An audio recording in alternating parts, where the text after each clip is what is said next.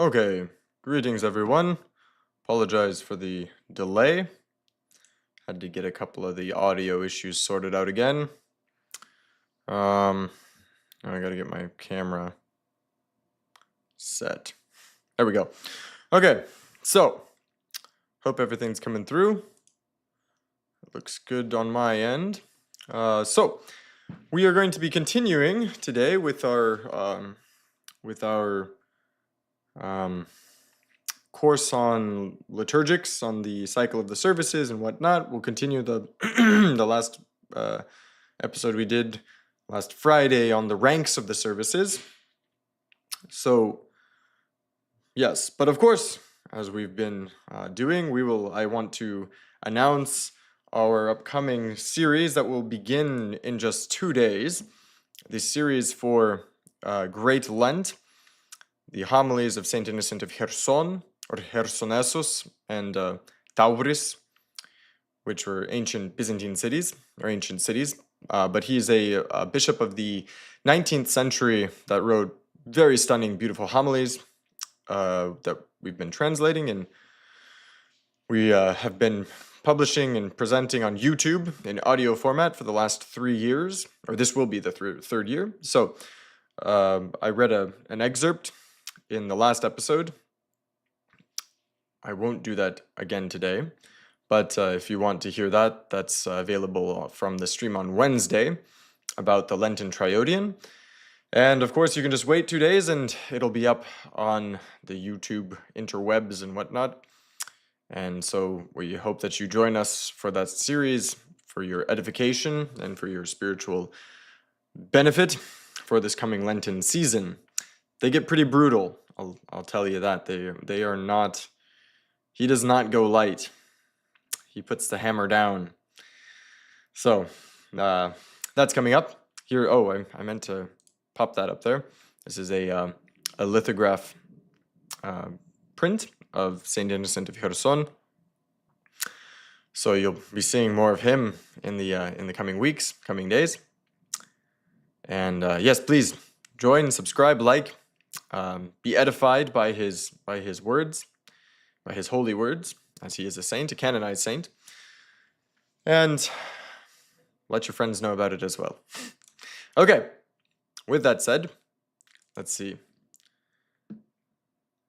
We will continue with our study of the Lenten, or of the ranks of the services. So last week, we were covering, it looks like, let's see. Is a portion cut off there, or is that just the... Oh no, that's just the chat. Okay. So the last week we covered Vespers for the 3 lower ranks of the services. We, just as a quick review, Vespers, we serve daily Vespers, which is a little bit less festive than Great Vespers. It's a little bit simpler, and in that sense, or in the same kind of vein, it's a little bit shorter actually than Great Vespers. But we covered those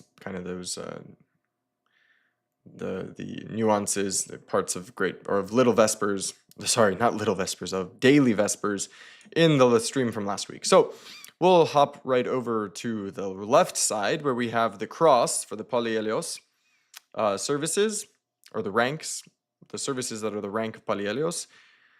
But we actually covered Great Vespers last week as well for a Polyelios service. We just didn't cover the Great Vespers as it's served for a Vigil rank service. And the Vigil rank services are, as you can see, marked by a cross with either a half circle under it or a full circle. And I wanted to go over what services those are. So, wrong. There we go. So the wrong image there. So the circle, full circle with the cross, are the highest ranked services, right? Those are the 12 great feasts that we listed last time. They are the chronologically from in the liturgical calendar. I gotta sit myself over here so I don't get cut off by my image there. Chronologically from the beginning of the liturgical calendar, which begins the 1st of September, it is the Nativity of the Theotokos, the exaltation of the, the exaltation of the cross, the entrance of the Theotokos into the temple, the Nativity of Christ, Theophany, the meeting of the Lord, Annunciation, Palm Sunday, Ascension. We skip Pascha, of course, because Pascha is the feast of feasts. It's not one of the 12 major feasts. So Ascension, Pentecost, Transfiguration, and Dormition. So that's the chronological order of the 12 great feasts. So all of those are vigil rank feasts. And there are a few other feasts of the Theotokos and of the Lord that are also vigil rank. And those are the circumcision of Christ, which coincides with the feast of St. Basil the Great. So you have a vigil rank for that day, which is the 1st of January, according to the Julian calendar. Calendars are so confusing. Anyway, we'll get to the calendars eventually. Really, it's the 1st of January on both calendars. It's just how you look at it, right? It's the 14th of January if you look at the Julian calendar through the prism of the Gregorian calendar, but it's still the 1st of January on the Julian calendar. So anyway, we'll get to calendars eventually. I gotta like sit over to the side here. So, then you also have the Pokrov, so the protection of the Theotokos, a few feasts of icons of the Theotokos. So you have the appearance of the Kazan icon of the Theotokos. You have the Vladimir icon of the Theotokos, the protection of the Theotokos, as I said, and that is it for the for the Theotokos. But we also have two feasts of St. John the Baptist, as I was listing them last time. I was trying to list them last time. It's the birth of St. John the Baptist and the commemoration of the beheading of St. John the Baptist are also both vigil rank services with, and those are the cross with the full circle, right? And then we have the lesser vigil rank services. So they are the cross with the half circle. Now, I think I did just list actually a few of them as full vigil rank services, so the ones of the Theotokos. But actually, I was mistaken. I shouldn't have included the feasts of the icons of the Theotokos in that list. Actually, so those are like what I'm terming lesser vigils, right? So the Pokrov, the feast of the protection of the Theotokos, the circumcision of Christ, and the feast of St. Peter and Paul, which ends the Peter and Paul fast, or the Apostles' fast, are all full great feasts, right? The circle with the cross. And these signs, again, have significance for the typicon. Oh, where's my hand? There's my hand. So it's the typicon that you can see open. No, you can't see it. Anyway, I have it open in the background there. So if you look at the calendar there, you'll see these signs, right? And so that's what we're referring to as these, the cross with a circle, or the cross with a half circle, or just a cross. When you open the typicon and you look at the calendar, that's where you'll see it. So, as I have listed here, though, the list of the lesser vigil feasts, which I tried to list last time, but I failed at doing so, are the following. So we have Anthony the Great, Euthemius the Great, St. Gregory the Theologian, the ecumenical teachers, the feast of the great ecumenical teachers, Basil the Great, Gregory the Theologian, John Chrysostom, the feast of St. Great Martyr George, the feasts of the Apostle and Evangelist John, one here in May, and then later in September or October. So I think my youngest daughter's in the background crying there, so I apologize about that. Then we have the feast of the equal of the Apostles Methodius and Kirill, the Vladimir icon of the Theotokos, the appearance of the icon of the Theotokos in Kazan, the equal of the apostles Vladimir, Grand Prince Vladimir, Saint Seraphim of Sarov, Prophet Elijah, the translation of the icon not made with hands from Edessa to Constantinople, the repose of Saint John the Theologian, the great martyr Demetrius, Archangel Michael, and the bodiless hosts, Saint John Chrysostom, Saint Sabas, the sanctified, and Saint Nicholas, the wonder worker, his feast in December. And so I have the dates of these specific feasts listed because many of these saints have secondary feasts, as Saint Nicholas does in May. It's the it's the May 9th and 22nd, the day after the feast of the Apostle and Evangelist John. There's a secondary feast of the translation of the relics of St. Nicholas from Myra to Bari. So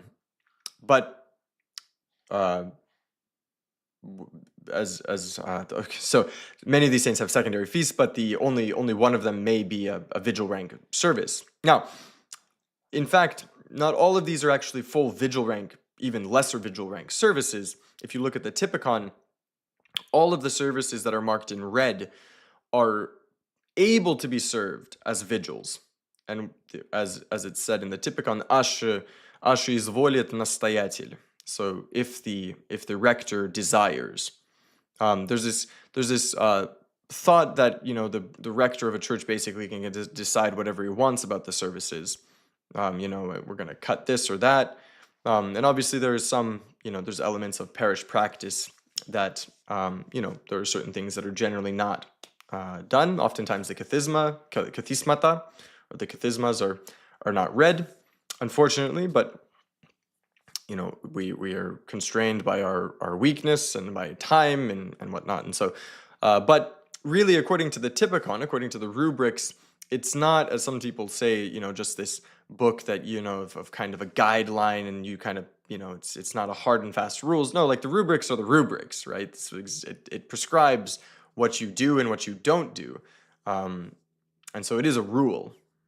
But the only thing really that is given up to the discretion of the rector is whether or not to serve a vigil rank service or a pallielios rank service, right? So again, all of the services listed in red are feasts that are able to be served as vigil rank feasts if the rector desires.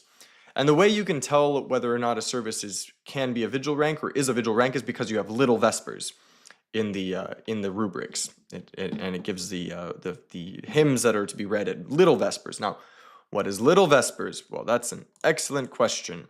As we can see here, the first line after feast, right? Great feast, standard, lesser feasts, is little vespers, and we see there's a little plus sign in the columns for the vigil rank services, and in all of the other services there is it doesn't exist, right? There's a minus, which means there is no little vespers.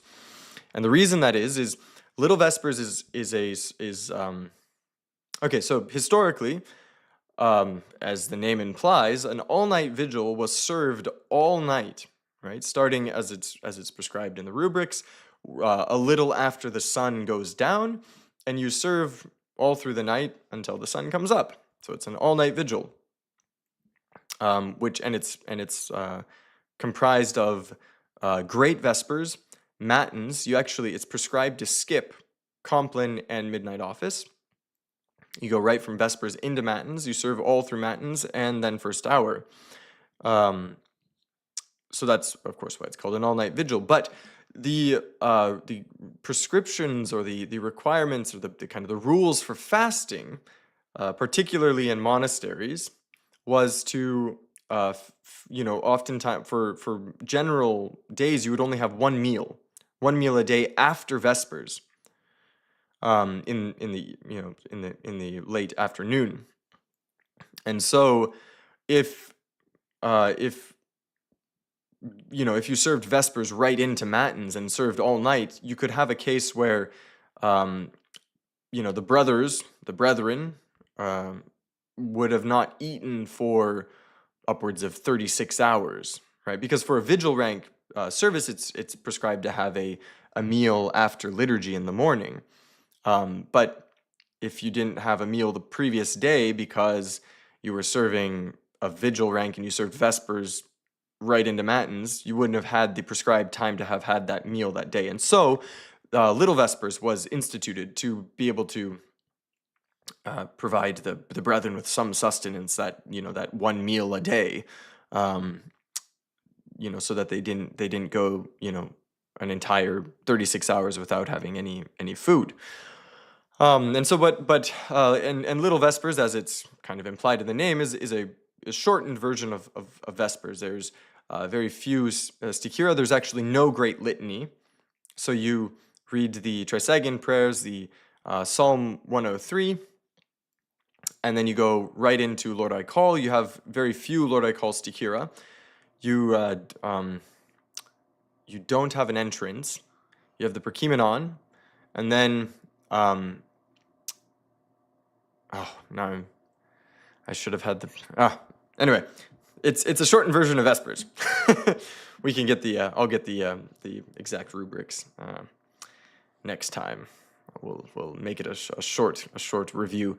But the point of it, as I said, of having Little Vespers was specifically to provide the opportunity to have that time for the meal in the late afternoon, and then you would have the all-night vigil. Of course, we often say that we serve vigil services especially in the Slavic practice, the OCA, Rokor, I believe in many of the churches for the Serbian, and I'm not sure about the Bulgarian church, but I know the Serbians follow it, the Georgians. Obviously, most of those practices, what we call vigils, only lasts about maybe 2 hours, hour and a half sometimes, maybe 2.5 hours. And if it's really long, it's like 3 hours.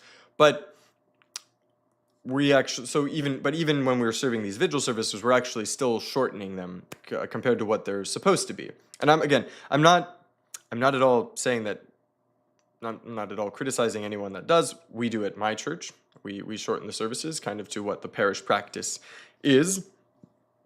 But it's good to know kind of the full rubrics, and I think it's every once in a while, it's nice on a non feast day, not a weekend, right? But maybe like Friday to Saturday, if you have the opportunity, it's nice to give people the opportunity to actually experience a full all-night vigil, right? And so what we'll see here, we'll kind of go through both what's done in parish practice, or what's done generally as the practice for a vigil service, but I'll also describe what's actually fully prescribed by the Typicon. So, coming back to our chart here, we after Little Vespers, we have our little meal, and then we begin the all-night vigil. The all-night vigil begins with the royal doors being opened, which is already a big sign of the festivity of this service. And it begins with a great censing of the entire church. Now, according to the rubrics, that entire censing is supposed to happen before the exclamation to begin the vigil is given, right? So you do the entire censing. This was something I actually saw at the monastery of Saint Sabas in Israel, in just outside of Bethlehem. They did the entire censing, and it was just silent.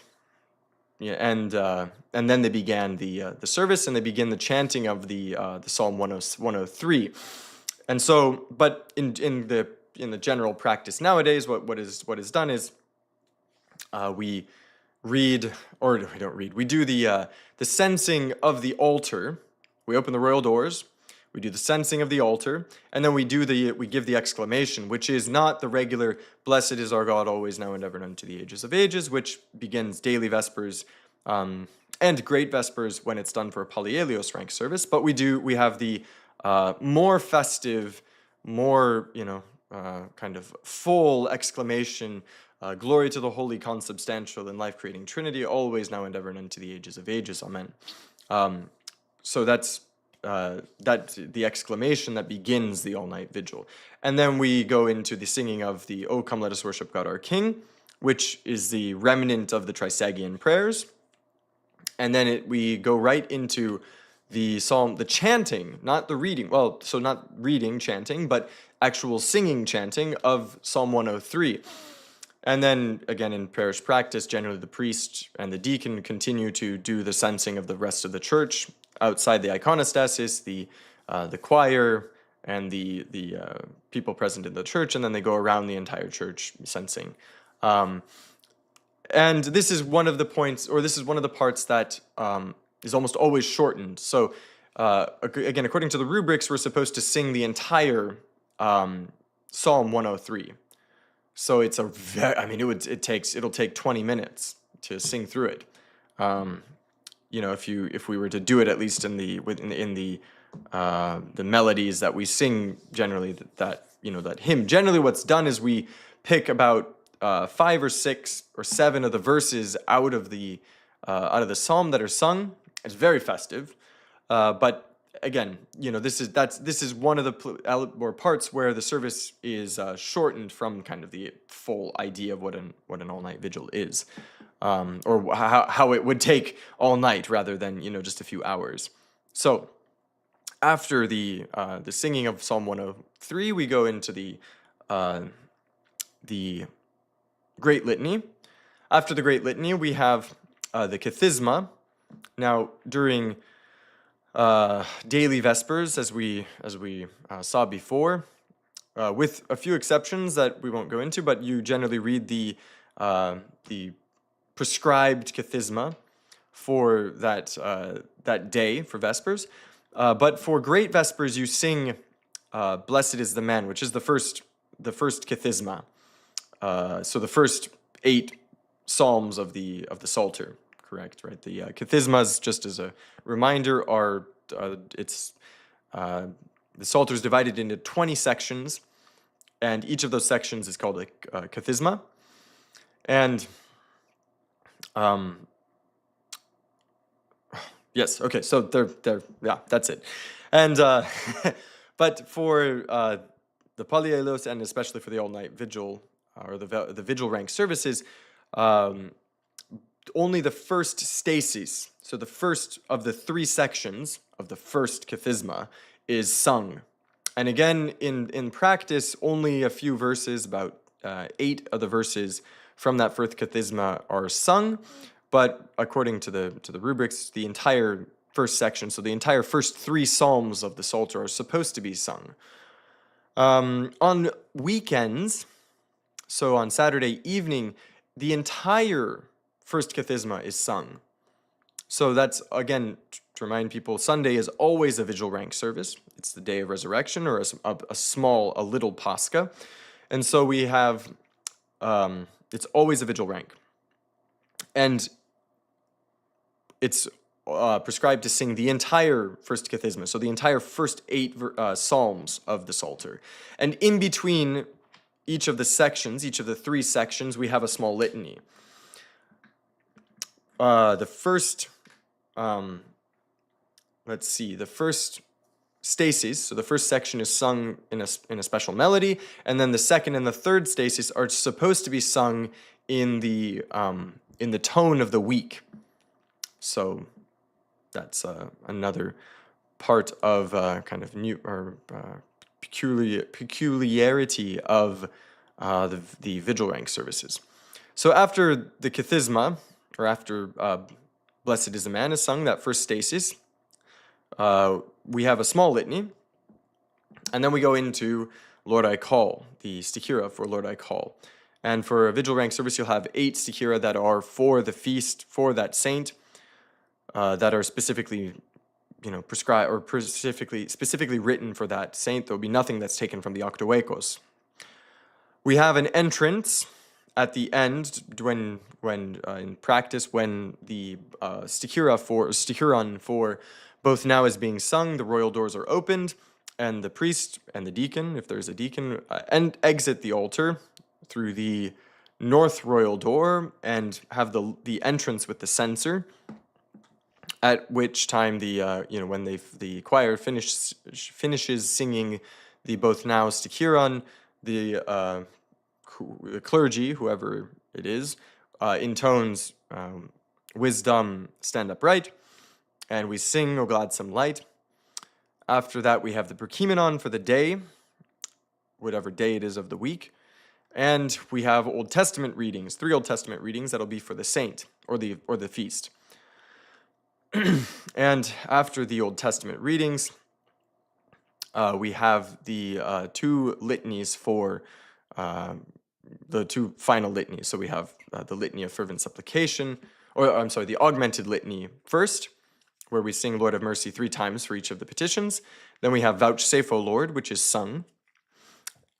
Sometimes during little or daily vespers, it's just read, or it's actually is just prescribed to be read. But in great vespers, it's sung after the Vouchsafe, O Lord, which I'll remind people is the point in vespers when the liturgical day shifts to the next day. But after that, we have the Litany of Fervent Supplication, which we sing, Granted, O Lord. So we have these petitions that we're asking not just for mercy, but we're also asking, for our petitions to be granted. And then after that, we begin the Litia. So the clergy comes out of the altar while the choir sings the stichira for the Litia. After the stichira are sung, then we go into these litanies, these four petitions that have Lord of Mercy sung after them, 40, 50 times, 3 times, 3 times. So these extended petitions which is the actual what's properly called the Litia. And then we have the stichira for the Apostica for vigil rank services. It'll all be taken from the Minean. After which we have Lord, now lettest thou thy servant depart in peace. We have the Trisagian prayers from Holy God, Holy Mighty, Holy Immortal to Our Father. After Our Father, the Triperia for the feast is sung. So for a vigil rank service, you'll sing, if it's a major feast for the Lord, for the Theotokos, and we'll sing the Triperia of the feast 3 times. If it's a feast of, if it's just a vigil rank feast, then we'll sing the Troparion for the feast twice, so for the saint, and then we'll sing Rejoice, O Virgin Theotokos. Unless it's the leave taking of a feast. Anyway, there's some exceptions or cases where we'll have a different Troparion, but generally it's twice the Troparion, twice for the feast, and then once for once Rejoice, O Virgin Theotokos. After that, the clergy, priest, the deacon will say, Lord have mercy, at which time there's the blessing of the loaves. We have the loaves, 5 loaves, wheat berries, wine, and oil that are placed on a special plate, and they're blessed during the Litia, and then they're passed out for the strengthening of the brethren during the all-night vigil. So generally the bread in practice is dipped in the wine, or the wine is poured over the bread, and that's how it's distributed. And then the oil will be used for anointing, and the wheat berries are used for the commemoration of the dead. After that blessing of the loaves and the wheat, the wine, and the oil, we sing Blessed be the name of the Lord henceforth and forevermore 3 times, and we go into the singing of the 33rd Psalm, that we sing half of it, and then we transfer right into matins. So there's a blessing, there's an exclamation from the priest, the blessing of the Lord be upon you through his grace and love, now and ever and into the ages of ages. And then we go into right into matins, right into the 6 Psalms. So what are we at? We're at 30 minutes. So I think we'll end it there, unless there's any questions that anyone has. Because then next time we'll go into matins, and we'll cover daily matins, the doxology rank matins, and the polyelios matins. So let's see, we'll get rid of that. Any questions? while people are, if anyone has a question, I'll while they're doing that, I'll remind everyone again about our series starting the day after tomorrow for Great Lent, a series of homilies of Saint Innocent of Chersonesus in Tauris, or Cherson, as it is commonly known nowadays. They're very, very moving, motivating, difficult to listen to homilies at times, but they're very good, very edifying. So, well, if there's no questions, then we will call it there, call it good. Thank you for attending to my attempt at liturgical classes, and we'll see you on Monday, or actually on Sunday. Hopefully you'll listen and attend to St. Innocent's words, and then we can discuss them on Monday during the live stream, and we'll continue with our classes. God bless.